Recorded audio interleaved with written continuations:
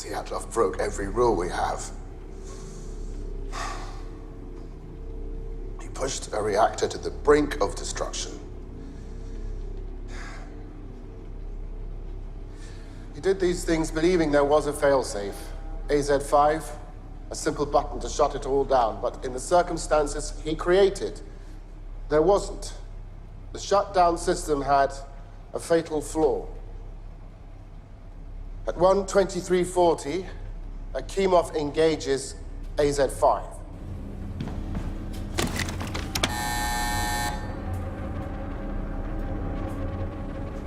The fully withdrawn control rods begin moving back into the reactor. These rods are made of boron, which reduces reactivity, but not the tips. The tips are made of graphite, which accelerates reactivity. Why?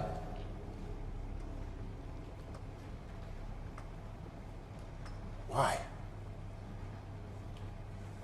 For the same reason our reactors do not have containment buildings around them, like those in the West. For the same reason we don't use properly enriched fuel in our cores. For the same reason we are the only nation that builds water-cooled, graphite-moderated reactors with a positive void coefficient. It's cheaper.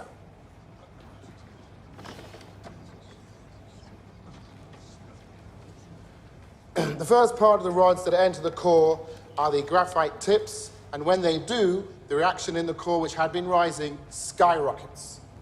Every last molecule of liquid water instantly converts to steam, which expands and ruptures a series of fuel rod channels. The control rods in those channels can move no further. The graphite tips are fixed in position, endlessly accelerating the reaction. Chernobyl Reactor 4 is now a nuclear bomb. 1:23:42. Perevoschenko looks down on the enormous steel lid of the reactor and sees the impossible. The control rod and fuel channel caps, which each weigh 350 kilograms, are jumping up and down. He runs to warn the control room, but there's nothing he can do to stop what is coming. 1:23:44. The steam blows more fuel channels apart. We do not know how high the power went. We only know the final reading. Reactor 4, designed to operate at 3,200 megawatts, went beyond 33,000.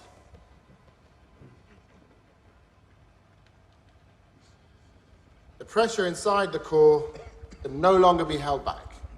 At long last, we have arrived. 1:23:45, explosion.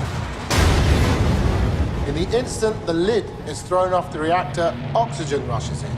It combines with hydrogen and superheated graphite. The chain of disaster is now complete.